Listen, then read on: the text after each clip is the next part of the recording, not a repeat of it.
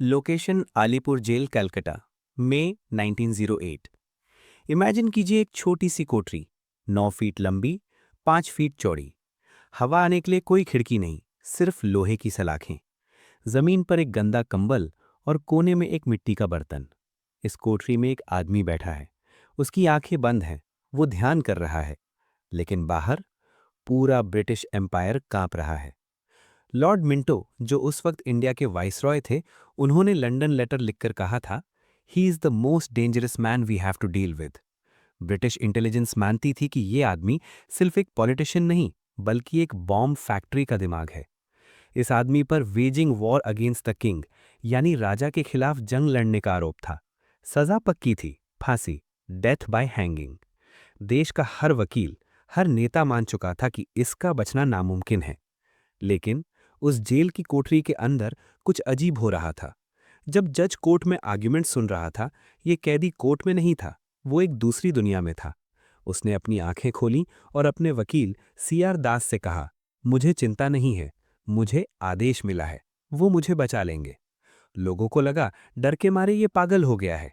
लेकिन जब फैसला आया, तो जज ने, गवाहों ने और हिस्ट्री ने वो देखा जो इम्पॉसिबल था। ये कहानी औरोबिंदो घोष की है। वो आदमी जिसने पहले अंग्रेजों से देश की आज़ादी मांगी और फिर भगवान से इंसान की आज़ादी मांगी, मौत और अज्ञान से आज़ादी। कैसे एक परफेक्ट इंग्लिशमैन बन गया इंडिया का सबसे बड़ा ऋषि, कैसे आलीपुर जेल एक आश्रम बन गया। आज हम डिकोड करेंगे द एवोल्यूशन ऑफ कॉन्शियसनेस। कहानी शुरू होती है 1872 में, एक बाप की जिद से। डॉक्टर कृष्णधन घोष, वो बंगाल के सिविल सर्जन थे, लेकिन दिमाग से वो पूरी तरह अंग्रेज थे। उनका मानना था कि इंडिया एक पिछड़ा हुआ देश है और अगर उनके बच्चों को सफल होना है तो उन्हें इंडियन नहीं, यूरोपियन बनना होगा। 15 अगस्त 1872 को औरोबिंदो का जन्म हुआ, लेकिन उनका बचपन बाकी बच्चों जैसा नहीं था। डॉक्टर घोष ने अपने घर में एक स्ट्रिक्ट रूल लगाया, घर में कोई बंगाली नहीं बोलेगा, कोई इंडियन नौकर बच्चों से बात नहीं करेगा। सोचिए, एक बच्चा जो इंडिया में पैदा हुआ, लेकिन उसे अपनी माँ की भाषा, अपने देश की मिट्टी से दूर रखा गया। जब औरोबिंदो सिर्फ 7 साल के थे, उनके पिता ने उन्हें और उनके भाइयों को इंग्लैंड भेज दिया, एक स्ट्रिक्ट इंस्ट्रक्शन के साथ। इन्हें किसी भी इंडियन से मिलने मत देना, इन्हें इंडिया के रिलीजन, कल्चर और ट्रेडिशन से दूर रखना। औरोबिंदो अगले 14 साल इंग्लैंड में रहे, मैनचेस्टर में, फिर सेंट पॉल स्कूल लंदन में और फिर कैम्ब्रिज यूनिवर्सिटी में। वो पढ़ाई में जीनियस थे, ग्रीक और लैटिन ऐसे बोलते थे जैसे उनकी मातृभाषा हो। उन्होंने फ्रेंच, जर्मन, इटालियन सीख ली। उन्होंने यूरोपियन क्लासिक्स पढ़े, पोएट्री लिखी। डॉक्टर घोष का एक्सपेरिमेंट सफल हो रहा था। औरोबिंदो औरोबिंदो एक्रॉयड घोष बन गए थे, पूरी तरह वेस्टर्न। लेकिन किस्मत का प्लान कुछ और था। कैम्ब्रिज में औरोबिंदो के अंदर एक आग जलने लगी। उन्होंने वहां इंडियन मजलिस ज्वाइन की। वहां उन्होंने पहली बार रिबेलियन की बातें की। उन्होंने सोचा, मैं उस देश के लिए क्यों काम करूं जिसने मेरी माँ यानी इंडिया को गुलाम बनाया है। उनके पिता चाहते थे कि वो आईसीएस यानी इंडियन सिविल सर्विस ऑफिसर बने। ये उस वक्त की सबसे प्रेस्टिजियस जॉब थी। कलेक्टर बनना मतलब राजा बनना। औरोबिंदो ने रिटन एग्जाम टॉप किया, लेकिन उन्हें अंग्रेजों का नौकर नहीं बनना था। तो उन्होंने एक ट्रिक खेली। आईसीएस में सिलेक्ट होने के लिए हॉर्स राइडिंग का टेस्ट पास करना जरूरी था। औरोबिंदो एग्जाम के दिन जानबूझकर लेट पहुंचे। उन्होंने टेस्ट ही नहीं दिया, वो फेल हो गए। उनके पिता का सपना टूट गया, लेकिन इंडिया का सपना शुरू हुआ। जब वो 1893 में इंडिया वापस आ रहे थे, जहाज पर, जैसे ही उन्होंने अपोलो बंदर, मुंबई की जमीन पर पैर रखा, उन्होंने अपनी डायरीज में लिखा है, अ वास्ट काम डिसेंडेड अपॉन मी। एक विशाल शांति ने मुझे घेर लिया। वो ब्लैक इंग्लिशमैन जो बनाया गया था, वो वहीं मर गया और जन्म हुआ श्री औरोबिंदो का। इंडिया आकर उन्होंने बड़ौदा स्टेट सर्विस ज्वाइन की, महाराजा गायकवाड़ के अंडर। दिन में वो प्रोफेसर थे, इंग्लिश और फ्रेंच पढ़ाते थे, लेकिन रात में वो डायनामाइट तैयार कर रहे थे। बड़ौदा के वो 13 साल उनकी लाइफ का प्रेपरेशन फेज था। सबसे पहले उन्होंने वो किया जो उनके पिता ने मना किया था। उन्होंने बंगाली सीखी, संस्कृत सीखी। उन्होंने रामायण, महाभारत, उपनिषद और कालिदास को पढ़ा। उन्होंने समझा कि इंडिया कोई बैकवर्ड देश नहीं है, ये सनातन धर्म की भूमि है। लेकिन वो सिर्फ पढ़ नहीं रहे थे, वो क्रांतिकारी नेटवर्क बना रहे थे। उन्होंने देखा कि कांग्रेस पार्टी जो उस वक्त नहीं थी, सिर्फ पिटिशन और प्रेयर करती थी। औरोबिंदो में कहा, भीख मांगने से आज़ादी नहीं मिलती, छीनने से मिलती है। उन्होंने सीक्रेटली न्यूज़पेपर्स में आर्टिकल्स लिखना शुरू किए, न्यू लैंड्स फॉर ओल्ड, जिसमें उन्होंने कांग्रेस की मेंडिकेंट पॉलिसी यानी भिखारी पॉलिसी की धज्जियां उड़ा दी। उन्होंने अपने छोटे भाई बरिन घोष को बंगाल भेजा। मकसद था यंग लड़कों को इकट्ठा करना, उन्हें फिजिकली स्ट्रांग बनाना और उन्हें आर्म्ड रेवोल्यूशन के लिए तैयार करना। औरोबिंदो पर्दे के पीछे थे। कोई नहीं जानता था कि ये शांत दिखने वाला प्रोफेसर बंगाल के बॉम्ब ब्लास्ट्स का मास्टरमाइंड है। 1905 में लॉर्ड कर्जन ने पार्टीशन ऑफ बंगाल अनाउंस किया। पूरा देश उबल गया। औरोबिंदो ने बड़ौदा की कंफर्टेबल जॉब छोड़ दी और कलकत्ता आ गए। अब वो खुलकर सामने आ गए। उन्होंने वंदे मातरम न्यूज़पेपर स्टार्ट किया। उनकी राइटिंग में इतनी ताकत थी कि लोग कहते थे उनके आर्टिकल्स पढ़कर खून में उबाल आ जाता था। उन्होंने पहली बार पूर्ण स्वराज का आइडिया दिया, गांधी जी के आने से बहुत पहले। उन्होंने कहा, political freedom is the life breath of a nation. राजनीतिक आज़ादी राष्ट्र की सांस है। वो बाल गंगाधर तिलक के साथ मिले और गरम दल के लीडर बन गए। ब्रिटिश गवर्नमेंट उनसे डरती थी क्योंकि वो शोर नहीं मचाते थे। वो शांति से बैठते थे और उनके एक आर्टिकल से दंगे हो जाते थे। इवेंट्स तेज हुए। औरोबिंदो के भाई बरिन घोष और उनकी टीम ने मानिकतला गार्डन्स में बॉम्ब बनाने शुरू किए। उनका टारगेट था डगलस किंग्सफोर्ड, एक क्रूअल ब्रिटिश मैजिस्ट्रेट जो इंडियंस को कोड़े मरवाता था। खुदीराम बोस और प्रफुल्ल चाकी ने किंग्सफोर्ड की गाड़ी पर बॉम्ब फेंका, लेकिन गलती से किंग्सफोर्ड बच गए और 2 ब्रिटिश लेडीज मारी गई। पुलिस ने छापा मारा, बरिन घोष पकड़े गए, बॉम्ब फैक्ट्री पकड़ी गई और पुलिस को ऐसे लेटर्स मिले जो सीधा औरोबिंदो घोष की तरफ इशारा कर रहे थे। 5 मई 1908 पुलिस सुबह सुबह औरोबिंदो के घर पहुंची। वो सो रहे थे। पुलिस सुपरिटेंडेंट क्रीगन ने उन्हें उठाया, गन पॉइंट पर रखा और कहा, यू आर अंडर अरेस्ट। उन्हें हथकड़ी लगाई गई और रस्सी से बांधा गया, जैसे किसी जानवर को बांधा जाता है। उन्हें आलीपुर जेल ले जाया गया। ये वो मोमेंट था जहां पॉलिटिशियन औरोबिंदो खत्म हुए और योगी औरोबिंदो का जन्म हुआ। वापस आते हैं उस जेल की कोठरी में। शुरू के कुछ दिन औरोबिंदो के लिए नरक थे। गंदगी, मच्छर, खाना जो जानवर भी न खाए। वो डिप्रेस थे। उन्होंने भगवान से पूछा, मैंने तो तेरे लिए काम किया, मैंने देश के लिए सब कुछ छोड़ दिया, फिर मुझे ये सजा क्यों, ये जेल क्यों? तभी उन्हें एक आवाज सुनाई दी, एक इनर वॉइस, इंतजार करो और देखो। औरोबिंदो ने गीता पढ़ना शुरू किया। उन्होंने ध्यान करना शुरू किया और फिर जेल की दीवारें गायब हो गईं। उन्होंने अपने कारा कहानी और बाद में उत्तर पारा स्पीच में से एक्सपीरियंस को डिस्क्राइब किया है। ये एक्सपीरियंस फैक्चुअल है उनके शब्दों में। उन्होंने देखा कि जेल के गार्ड्स वो गार्ड्स नहीं हैं, वो वसुदेव हैं, कृष्ण हैं। जेल की दीवारें वसुदेव हैं। जो पेड़ आंगन में खड़ा है वो वसुदेव है। यहाँ तक कि वो जज, वो मैजिस्ट्रेट जो उन्हें सजा देने बैठा है, वो भी वसुदेव है। I looked at the jail that secluded me from men, and it was no longer by its high walls that I was imprisoned. No, it was Vasudev who surrounded me. उन्हें एहसास हुआ कि ये जेल सजा नहीं है, ये एक आश्रम है। भगवान ने उन्हें यहाँ इसलिए भेजा है ताकि वो बाहर की शोर शराबे से दूर अपने मिशन को समझ सकें। उनका मिशन सिर्फ इंडिया की आज़ादी नहीं था, उनका मिशन था ह्यूमैनिटी का एवोल्यूशन। सीआर दास, उनके लॉयर ने कोर्ट में एक हिस्टोरिक स्पीच थी। उन्होंने कहा, long after he is dead and gone, he will be looked upon as the poet of patriotism, as the prophet of nationalism and the lover of humanity. 1 साल बाद सबूतों की कमी की वजह से औरोबिंदो को बरी कर दिया गया। जब वो जेल से बाहर निकले वो बदल चुके थे। उनकी आंखों में अब गुस्सा नहीं था, एक गहरी शांति थी। अब वो रेवोल्यूशनरी नहीं थे, अब वो द्रष्टा यानी सीयर थे। लेकिन ब्रिटिश गवर्नमेंट अभी भी उन्हें छोड़ने वाली नहीं थी। उन्हें दोबारा अरेस्ट करने का प्लान बन रहा था। और तभी उन्हें अपना आखिरी पॉलिटिकल आदेश मिला, गो टू पौंडीचेरी, एक ऐसा सफर जहां से वो कभी वापस नहीं आए। एक छोटी सी नाव पौंडीचेरी के तट पर पहुंची। उसमें से एक आदमी उतरा। वो थका हुआ लग रहा था। उसके पास कोई सामान नहीं था, जेब में शायद कुछ रुपए थे। ब्रिटिश पुलिस पूरे इंडिया में उसे ढूंढ रही थी, लेकिन वो उनकी पहुंच से दूर हो चुका था। पौंडीचेरी फ्रेंच टेरिटरी थी, अंग्रेज पुलिस वहां घुस नहीं सकती थी। औरोबिंदो घोष ने पॉलिटिक्स छोड़ दी थी। उन्होंने दुनिया को मैसेज भेजा, मैं रिटायर हो रहा हूं। लोगों को लगा वो डर गए हैं, लोगों को लगा वो भाग गए हैं, लेकिन वो भागे नहीं थे, वो एक बड़ी जंग लड़ने गए थे। बाहर की आज़ादी की जंग खत्म हो चुकी थी, अब चेतना की जंग शुरू होने वाली थी। शुरू के 4 साल औरोबिंदो के लिए बहुत कठिन थे। पैसा नहीं था, खाना मुश्किल से मिलता था। वो अपने 3-4 साथियों डिसाइपल्स के साथ एक टूटे हुए घर में रहते थे।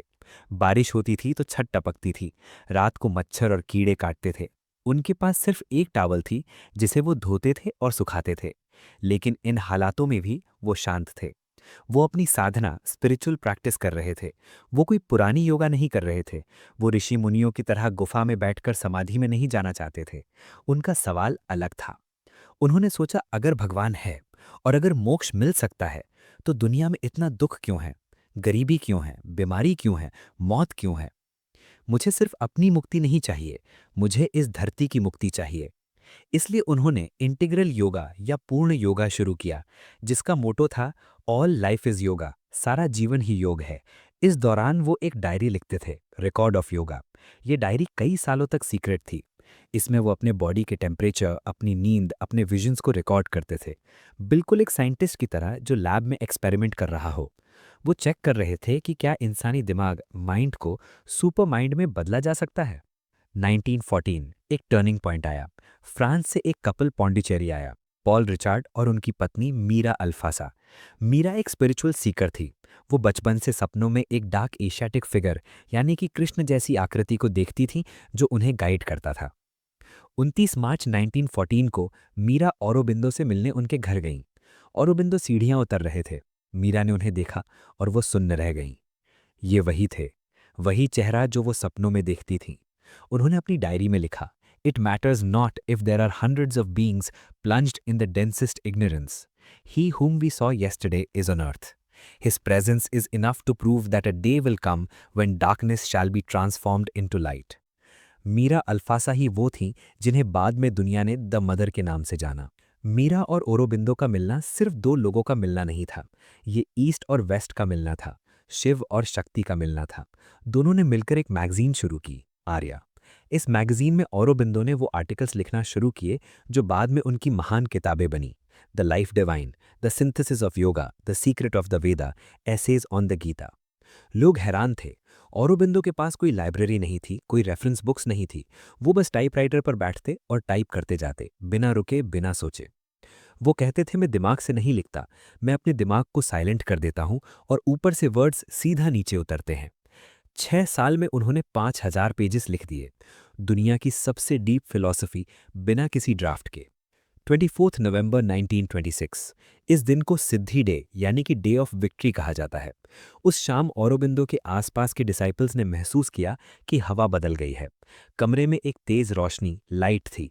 औरोबिंदो ने अनाउंस किया कि कृष्णा कॉन्शियसनेस यानी ओवरमाइंड उनके शरीर में उतर आई है। लेकिन ये अंत नहीं था, ये शुरुआत थी। औरोबिंदो ने कहा, अब मुझे इससे भी ऊपर जाना है, सुपर माइंड को धरती पर लाना है। इस काम के लिए मुझे पूरी तरह एकांत चाहिए, आइसोलेशन चाहिए। उस दिन के बाद श्री औरोबिंदो अपने कमरे में चले गए और अगले 24 साल वो बाहर नहीं निकले। उन्होंने आश्रम की जिम्मेदारी द मदर को दे दी। लोग उन्हें सिर्फ साल में 3 बार देख सकते थे, दर्शन डेज पर। बाकी वक्त वो अपने कमरे में कॉस्मिक बैटल लड़ रहे थे। क्या कर रहे थे वो उस कमरे में 24 साल? लोग सोचते थे वो सो रहे हैं या आराम कर रहे हैं, लेकिन वो लेटर्स के जरिए अपने डिसाइपल्स को गाइड कर रहे थे और वो अपनी सबसे बड़ी रचना लिख रहे थे, एक पोएम, सावित्री। ये कोई आम कविता नहीं थी, ये 24,000 लाइन्स की एक एपिक थी। औरोबिंदो इसे बार बार रीराइट करते थे। वो कहते थे, सावित्री मेरी ऑटोबायोग्राफी नहीं है, ये ह्यूमैनिटी की हिस्ट्री है, पास्ट, प्रेजेंट और फ्यूचर। वो शब्दों के जरिए मंत्र क्रिएट कर रहे थे जो पढ़ने वाले की कॉन्शियसनेस को बदल सके। बाहर दुनिया जल रही थी, वर्ल्ड वॉर 2 शुरू हो गया था, हिटलर यूरोप को निगल रहा था। औरोबिंदो जो हमेशा पॉलिटिक्स से दूर रहते थे, अचानक उन्होंने इंटरवीन किया। उन्होंने कहा हिटलर कोई आम इंसान नहीं है, वो एक असुरा यानी कि डार्क फोर्स है। अगर हिटलर जीत गया तो ह्यूमैनिटी का एवोल्यूशन रुक जाएगा। उन्होंने अपनी स्पिरिचुअल फोर्स इनर विल का यूज किया एलाइज की मदद करने के लिए। उन्होंने पब्लिकली क्रिप्स मिशन को सपोर्ट किया, जो इंडियंस को पसंद नहीं आया, क्योंकि वो जानते थे कि इंडिया की आज़ादी पक्की है, लेकिन अभी प्रायोरिटी हिटलर को रोकना है। 1947 आया, 15 अगस्त, इंडिया आज़ाद हुआ। किस्मत देखिए, इंडिया की आज़ादी का दिन वही था जो श्री औरोबिंदो का बर्थडे था। उन्होंने रेडियो पर मैसेज दिया, August 15th is my own birthday. I take this coincidence not as a fortuitous accident, but as the sanction and seal of the divine force that guides my steps on the work with which I began life, the beginning of its full fruition. उन्होंने 5 सपने देखे थे, India की आज़ादी उनमें से पहला था। आखिरी सपना था a step in evolution which would raise man to a higher and larger consciousness. Shri Aurobindo की उम्र 78 साल की हो गई थी। उन्होंने द मदर को इशारा कर दिया था कि अब उनका जाने का वक्त आ गया है। उन्होंने कहा सुपर माइंड को धरती पर लाने के लिए मुझे मरना होगा। माइंड ऑफ लाइट को स्टैब्लिश करने के लिए उन्हें डेथ के दरवाजे से गुजरना होगा। 5 दिसंबर 1950 सुबह के 1:26 एएम पर श्री औरोबिंदो ने अपनी आखिरी सांस ली। लेकिन मिरेकल खत्म नहीं हुआ था। डॉक्टर्स ने देखा कि मौत के 1, 2, 3 दिन बाद भी उनकी बॉडी डिकम्पोज नहीं हो रही थी। उनके शरीर से एक गोल्डन लाइट निकल रही थी। 111 घंटे ऑलमोस्ट 5 दिन तक उनकी बॉडी वैसी ही रही। द मदर ने कहा, Lord has descended into his body, he is not dead, he has conquered death. 9 दिसंबर को उन्हें समाधि दी गई। द शून्य टेकअवेज। श्री औरोबिंदो के इस इंटेंस स्पिरिचुअल फेस से हम क्या सीख सकते हैं? Lesson 1, evolution is not over, growth mindset. Aurobindo कहते थे man is a transitional being, यानी इंसान एक बीच का पड़ाव है, मंजिल नहीं। जैसे बंदर इंसान बना, वैसे ही इंसान को सुपरमैन बनना है। हमें लगता है हम परफेक्ट हैं, नहीं, हम अभी आधे हैं। अपने आप को फिनिश्ड प्रोडक्ट मत समझो, हमेशा ग्रो करते रहो। आपके अंदर अभी भी एक सुपर माइंड छिपा है जिसे जगाना बाकी है। Lesson 2, spirituality is practical, all life is yoga. लोग सोचते हैं स्पिरिचुअलिटी का मतलब है सब कुछ छोड़कर हिमालय चले जाना।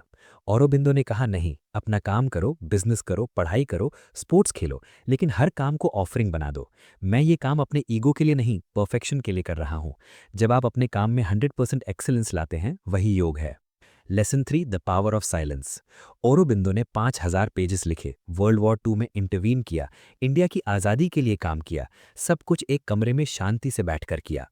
उन्होंने दिखाया कि एक्शन के लिए मूवमेंट ज़रूरी नहीं है, सबसे बड़े डिसीजंस शांत दिमाग से लिए जाते हैं। रोज़ थोड़ी देर शांत रहना सीखो, मोबाइल बंद करो, दिमाग को चुप कराओ। असली आइडियाज़ शोर में नहीं, सन्नाटे में आते हैं। श्री औरोबिंदो चले गए, लेकिन वो अपने पीछे एक ब्लूप्रिंट छोड़ गए, भविष्य का ब्लूप्रिंट। अवरोविल जो द मदर ने बनाया, वो इसी एक्सपेरिमेंट का अगला हिस्सा है। एक ऐसी जगह जहाँ कोई रिलीजन नहीं, कोई पॉलिटिक्स नहीं, सिर्फ कॉन्शियसनेस है। ये थी कहानी उस ऋषि की जिसने कहा था, the heavens beyond are great and wonderful, but greater and more wonderful are the heavens within you. यानी बाहर का स्वर्ग महान है, लेकिन तुम्हारे अंदर का स्वर्ग उससे भी महान है। जय हिंद।